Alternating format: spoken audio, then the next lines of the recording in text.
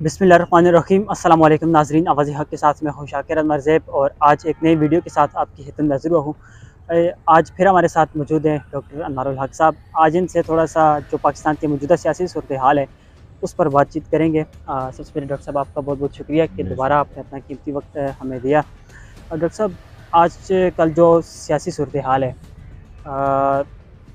Corruption का rise है, एक दूसरे का दस्तों गिरबान है सियासतदान, तो ऐसे माहौल में किस चीज़ की ज़रूरत है आपके ख़्याल में? क्या करना चाहिए जो पाकिस्तान के हालात जो हैं वो बेहतर हो सकें, माशी तौर पे भी और सियासी तौर पे भी?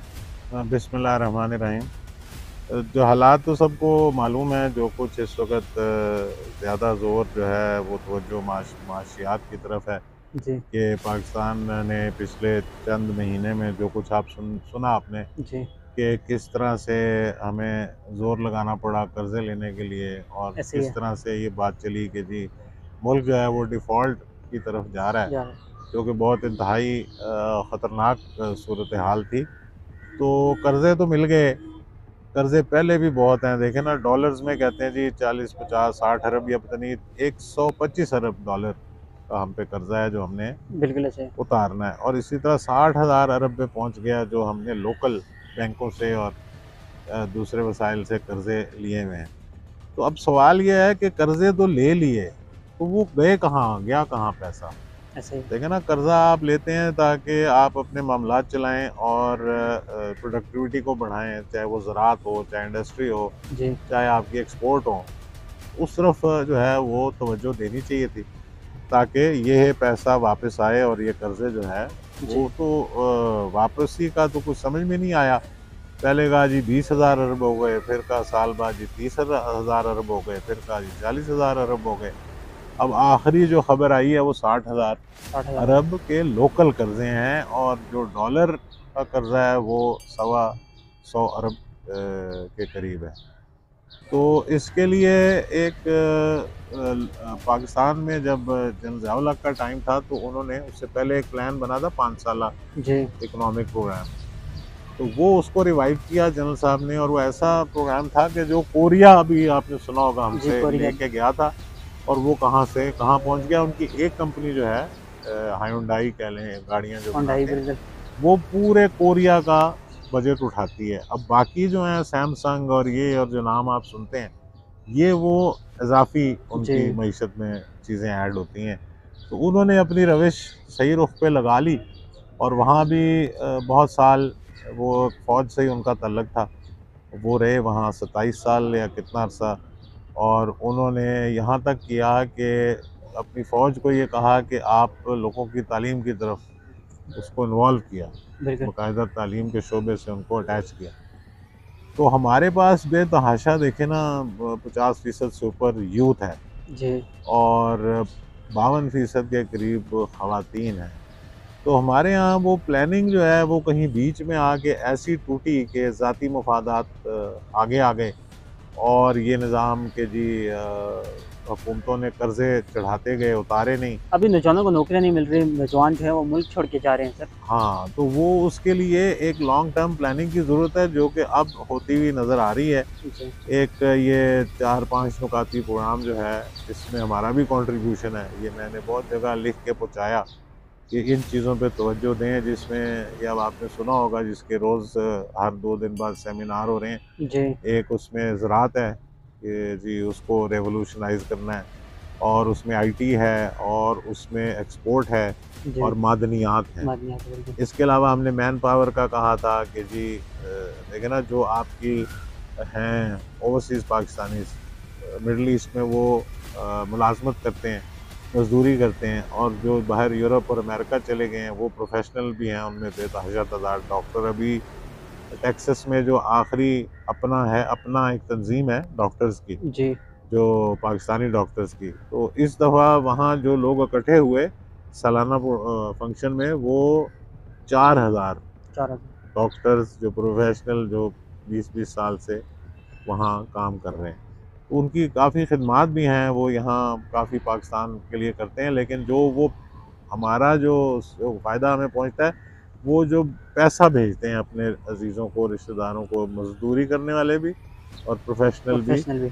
वो एक अब ऐसा टाइम आ गया कि उनका एतमाद ख़त्म हो गया है कि जी अगर इसी तरह से मुल्क चलना है तो वो उसकी वो कम हो गई है, जो रेमिटेंस आती है ना वो जी, बतदरीज आहिस्ता पहले आहिस्ता। लोगों को काफ़ी एतमाद था हाँ, हुकूमत पर। उसमें भी हमने एक तजवीज़ दी थी जो थोड़ी सी लॉन्च हुई, फिर वो उस तरह से नहीं हुई। हमने ये कहा था कि आप जो लोग पैसे भेजते हैं उन्हें जी, कोई ऐसी चीज़ें इंसेंटिव दें जिससे कि उनको थोड़ा बहुत कोई माली फ़ायदा पहुँचे, यानी जितने वो पैसे भेजते हैं उससे 2-4% ज़्यादा उनके घर वालों को दें, क्योंकि और वो पैसा जो आप पे बोझ आएगा वो आपने रुपयों में ही देना है, आपने उसके लिए डॉलर नहीं लेके नहीं आना। लगे आने बिल्कुल। तो इस तरह से हमने कहा जी वो जब आएँ तो उन्हें 5 साल बाद एक गाड़ी लाने की इजाज़त हो और उनको मोबाइल फ़ोन 1 आध या 2-6 महीने में, साल में लाने की इजाज़त हो, इजाज़त होनी चाहिए। और इस तरह की 10-12 चीज़ें हमने तजवीज़ की थी।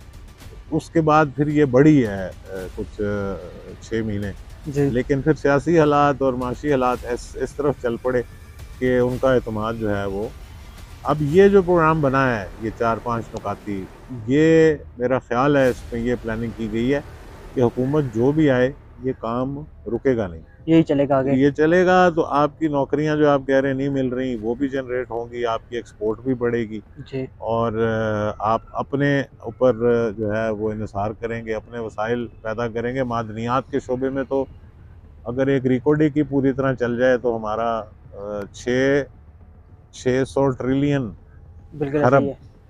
का वो सी पैक से उसके मेरे ख़्याल से ये वसाइल है। बड़ा, उससे बड़ा प्रोजेक्ट है ये। सीपैक से तो बहुत बड़ा है। जी, तो इसी तरह का रिकॉर्डिंग के अलावा और भी वहाँ पे जो है ना पहले से चल रहा है एक, वो उसका नाम मेरे ज़हन से निकल गया, सैंडक, जी, वो भी बलूचिस्तान में है। फिर तेल के ज़खायर हैं, गैस के ज़खायर हैं, जो कि हमने अपनी सियासी हालात की वजह से उस तरफ तवज्जो नहीं दी, और बहुत सी दुनिया आना चाहती थी। फिर उनके लिए कोई आसानी नहीं है कि वो जी, आके पैसा लगाएं, तो फिर वो 100 मसले हैं ब्यूरोक्रेसी के, जी ये कागज़ दो, वो हिसाब दो, वो करो, ऐसे मुश्किल कर दिया है कि लोग मायूस होकर बेतहाशा सर तादाद में वापस चले गए अपना बिल्कुल पैसा ऐसे ही है। लेके। और फिर अब जो हालात बन गए हैं तो आम लोग भी सोच रहे, मतलब बहुत से बाहर गए हैं ऐसे कि जी, जी वहाँ जाके अपनी माश तलाश करें। यहाँ तो कारोबार के हालात जो हैं वो भी, और मुलाजमत के हालात जो हैं वो भी।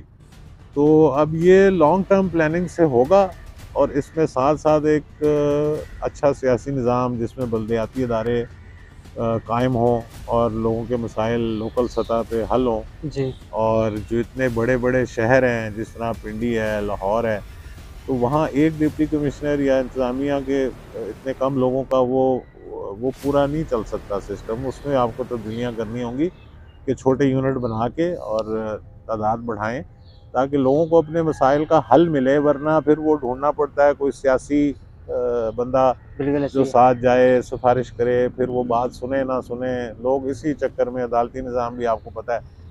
तो ये अब जो मंसूबा लाए हैं, और इसमें मेरा ख्याल है ये तहैया किया गया है कि जी जो भी हुकूमत आएगी ये नहीं रुकेगा काम। ये चलता रहेगा। ये 5-6 चीज़ें जो हैं इसमें कोई रुकावट बर्दाश्त नहीं की जाएगी, और उसके हिसाब से वो बहुत अच्छा मंसूबा है। अगर इसको हम सही तरह से चला लें तो अब अल्लाह के फजल से लग रहा है, और इसमें ख़ास तौर पे आर्मी ये चीफ़ साहब का बड़ा रोल है सर। बहुत ज़्यादा ये उनकी तरफ से ही आया है, जी, और इस पे जो इतनी तेज़ी से अमल दरामद हो रहा है, तो वो उन्होंने ही इसका प्रेशर रखा है कि इसको फौरी तौर पे इस पे काम शुरू किया जाए, ताकि जिन मुश्किलात में हम घिरे हुए हैं उससे हम निकलें। तो सियासत का भी मुझे लग रहा है अब टाइम आ गया है कि एक चाहे छोटे पैमाने पे किसी किस्म का एहतसाब जो है वो सबका होना चाहिए, लेकिन वो उस पे कोई ये नहीं होना चाहिए कि जी ये मुखालिफ जमात है, ये हामी जमात है, जी। क्योंकि सब इक़्तिदार में रह चुके हैं और सब ने जो है वो अभी एहतसाब इसको, चल भी रहा है सर। एहतसाब चल तो रहा है, लेकिन जी, उसका अंदाज़ जो लोगों को नज़र आ रहा है वो ये है कि जी अगर किसी से मुखालफत है तो हुकूमत सारा उन पे अपना वो ख़त्म कर लेते हैं जी, केस, दूसरे जो आपकी अपोजिशन है उसका उनके ऊपर आप केस जो है। तो इसको भी एक इंडिपेंडेंट इदारा होना चाहिए। इलेक्शन कमीशन के मामलात भी, रिफॉर्म्स जो हैं वो भी एक ऐसे होने चाहिए कि लोगों को इत्मीनान हो कि नहीं जी शफाफ मामलात चलेंगे। जी, लेकिन अभी एक अजीब सी बातें चल पड़ी हैं, जिस तरह से हुकूमत ने ये चंद दिन पहले तेल की कीमतें बढ़ाई हैं बढ़ा दी है। पेट्रोल की, और वो उससे एक बहुत खदशा सा लोगों में आ गया है कि जी एकदम 19-20 रुपए रात को हाँ कि सुबह जी सोए कोई उठे हैं भी सुबह। हुकूमत ये छोड़ सकते थे इंटरिम हुकूमत के लिए। अब 9 तारीख को ये जा रहे हैं, 10 को या उस चले हफ्ता लग जी जाएगा, इंटरिम हुकूमत आ जाएगी। तो ये सियासी तौर पे उनके लिए छोड़ सकते थे कि भाई वो, क्योंकि IMF के ऐसे ही है। जो पैसे 9 महीने में वापस करने हैं तो उसके ये मामलात हैं कि ये बढ़ाएं जी ताकि आपके रेवेन्यू। रूस से तो सर कह रहे थे तेल जब आएगा तो सस्ता मिलेगा, लोगों को 100 रुपये लीटर मिलेगा।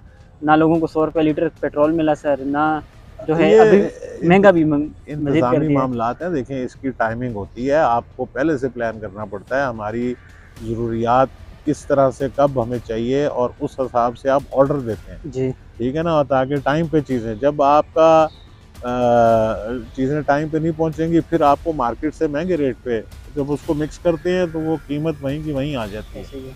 इसके लिए बहुत प्लानिंग की ज़रूरत है, टाइमिंग की ज़रूरत है। लेकिन यहाँ ये कमीशन के मामलात और लोगों के अपने मफादात, और फिर एक हर इदारे में एक माफिया है, जी ठीक है ना। देखें आप, जो चीनी का माफिया कहलाता है, तेल का माफिया कहलाता है, प्रॉपर्टी का माफिया कहलाता है, जिनको अभी तक किसी किस्म का को हाथ नहीं डाल सका जा कोई भी, सकते सही।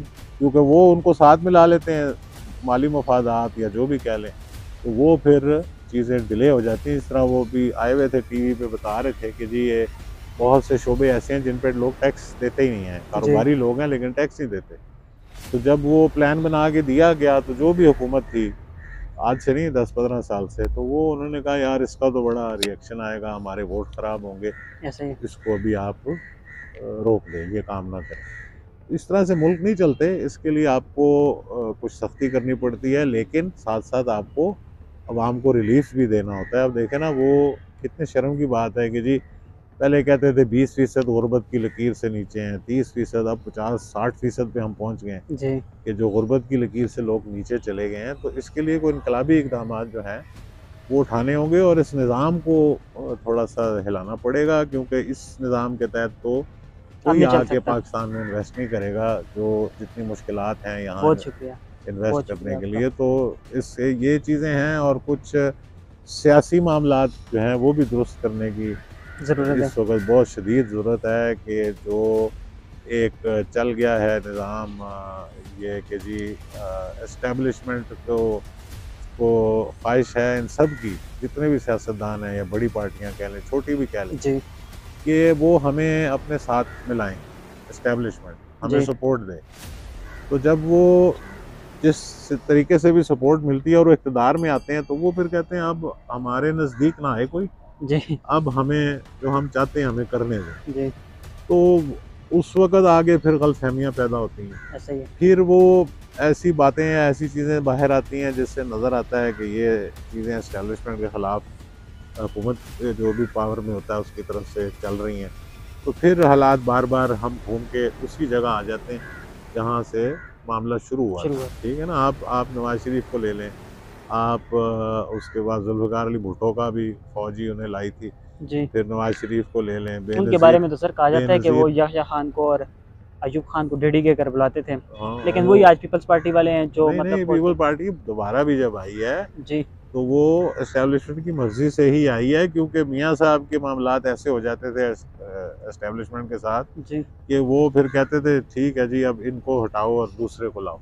तो वो भी बगैर सपोर्ट के पीपल्स पार्टी भी कभी नहीं आई, ठीक है ना जी। और उसकी वजह ये है, अगर वो मकबूलियत से आ रहे होते तो आज ये हाल ना होता कि सिर्फ सिंध में बिल्कुल रह ऐसे गए ही हैं है। वो और पूरे पाकिस्तान से उनका सफाया हो गया। वो चाह रहे हैं कि फिर हमारा कोई बाजू पकड़े और हम फिर हमें आपको कोई। लगता है कि हो सकता है, मुमकिन है नहीं, पीपल्स मुमकिन पार्टी वाले? नहीं है, ये मुमकिन बिल्कुल नहीं है, क्योंकि अगर इस तरह से निज़ाम चलना है और आपने इसी तरह से लोगों जरदारी को। साहब के बारे में कहा जाता है कि वो बड़े गेमर हैं सर। जरदारी साहब का जो भी वो अपनी प्लानिंग करते हैं, लेकिन मेरा ख्याल है वो अब वक्त गुजर गया है। जी लोगों को इस बात की समझ आ गई है कि हम अपना जोर लगा के इनकी अगर मदद करें भी, आके इन्होंने ना बात माननी है, ना इन्होंने निज़ाम ठीक करना है, ना इन्होंने को मुल्क में जमहूरियत को निचली सतह तक ले जाना है, ना माशियात के कोई मामलात सीधे करने हैं, तो जी वो अब सपोर्ट नहीं मिलेगी। मेरा ख्याल है एक हम अगले कुछ अरसे में एक नया कोई निज़ाम की तरफ हम जा रहे हैं,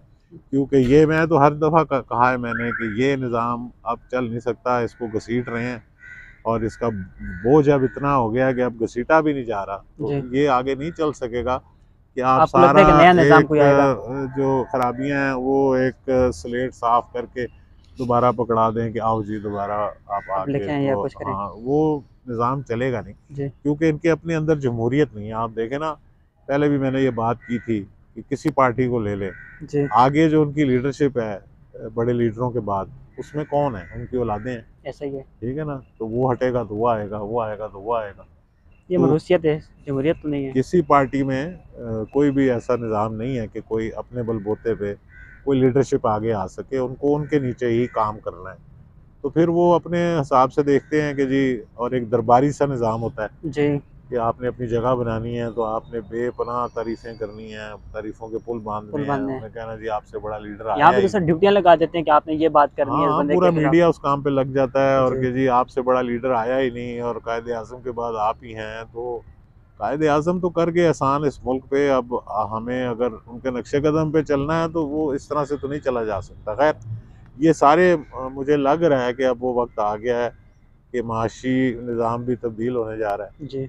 और इंतज़ामी निज़ाम भी तब्दील होने जा रहा है। तो उस वो बग़ैर सियासी निज़ाम की तब्दीली के ये ये नहीं हो मुमकिन नहीं सकता है। कि मईशत का निज़ाम भी चेंज हो जाए, इंतज़ामिया का भी मामला चेंज हो जाए और जी, सियासत इसी तरह चलती रहे। ये हो नहीं सकता। अब हम इसके लिए, हमारे पास टाइम भी नहीं है और हमारे पास जो है वो हालात भी ऐसे नहीं है कि हम इसको, और जो मैंने मसाइल बताए, यूथ के मसले हैं, ख़वातीन इतनी बड़ी तादाद में, और टेक्निकल एजुकेशन हमारी है नहीं है।